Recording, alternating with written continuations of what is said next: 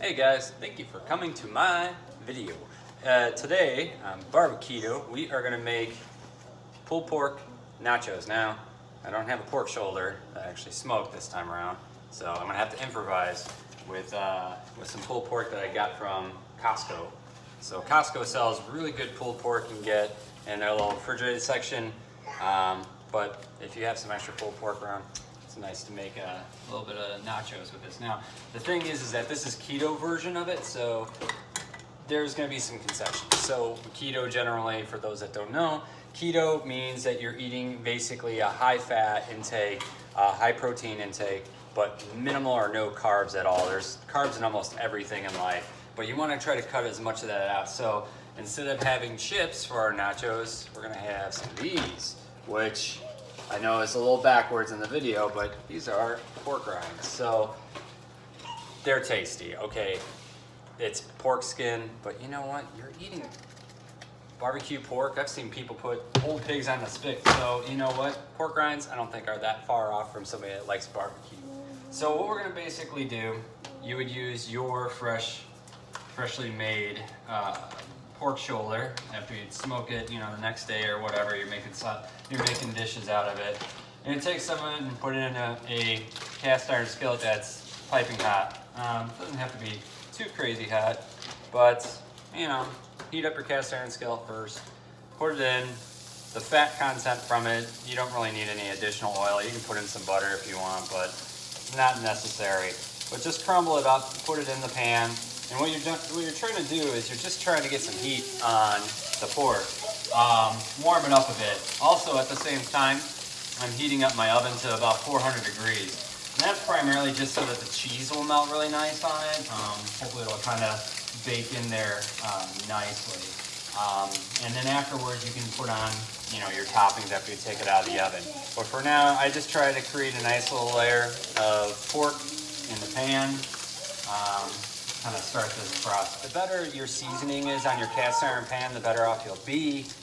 You could probably use a regular Teflon pan, but I like to use the cast iron just because you can build up such a good season to it and nothing really sticks. So anyway, now that the pork is nicely warmed up, we have some of the fat in the pan there, so we got some good lubrication going on.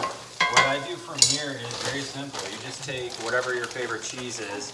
I really like to use the Costco cheese, the extra sharp. It's really, really tasty actually. You can use any cheese, honestly. And you just want to put like a couple good heaping handfuls in here of cheese. Depending on how much you like.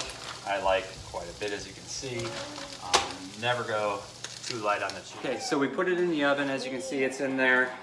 Just leave it in there for a good, I don't know, 5 to 10 minutes, depending on how you like the cheese melted. All you're doing is basically just melting the cheese at this point. The pork's already cooked, right? So all you're doing is melting the cheese to your liking. So you want it a little bit more melty, maybe a little bit browner, leave it in there a little longer, a little less melty, leave it in there less. I like it kind of in the middle before it starts to brown. So usually that's around like 5 or 10 minutes.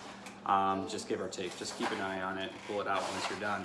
And then from there, we'll work on adding some of the toppings. Now, something to note about this keto thing is that when you start looking for like your toppings and stuff, of course, some things are gonna be a little bit better for you than others. For example, this salsa, it's actually just from Walmart. It's the Walmart branded salsa, I believe. But if you look at the total carbs on the back, it's 2 grams of carbs. And that's not bad. That's for 2 tablespoons, and this goes a very long way. On a keto diet, for most men, I think it's in that low 20 range. For women, try to find things that are super low in carbs. If you find something that's got 1 or 2 carbs in it, it's probably fine. But you just want to stay away from something that's got like 20 carbs in it that you didn't think was there. Another thing too, sour cream is great. You don't have to worry about too much in there. It does have 1 gram of carbs, but like I said, that should be fine. And then of course your cheese can have sometimes a little bit more carbs in it depending on the brand that you get. This Costco branded cheese is only 1 gram per serving. And then of course the most important part, which is our chip substitute pork rinds. These typically have nothing in them. It is 0 carbs for these. Some of the flavored ones you gotta check. They might have some sugary type stuff on them, which is gonna add to your carb intake. So We'll let that cook. We'll come back here in a few minutes, and then we'll start to get the toppings in. As you can see, it's right before it starts to get to that browning point. This is basically good to go at this point. You know, the cheese is right before it starts to get to that brown point. The pork is perfectly cooked in there, reheated. You got a nice little layer of the grease at the bottom there, so nothing will stick. So now we're pretty much at the point where we're ready to start topping our nachos. So what I like to do is you can make regular guacamole mix. Sometimes I just like to take some green hot sauce, put it in my mashed avocado to make kind of like a quick and dirty guacamole. But this is, you know, we can go ahead and mix that up and add that to our nachos along with our other toppings. And like I said, you just got to be careful on what toppings you're going to put on it. Make sure you check the carb content. You know, this isn't science. Just top it how you see fit. I like to put all my toppings kind of throughout the plate. And that's pretty much it. You can add a little bit of jalapenos to it. Those are usually typically pretty good. You don't have to worry about those being high on carbs.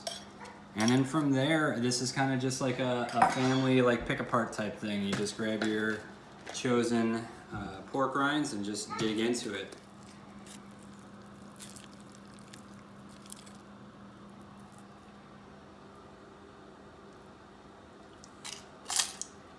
Alright guys, well that's basically it. Thank you guys for watching my video. Please click subscribe. My goal is that this year I'm going to be creating more and more videos and content for you guys.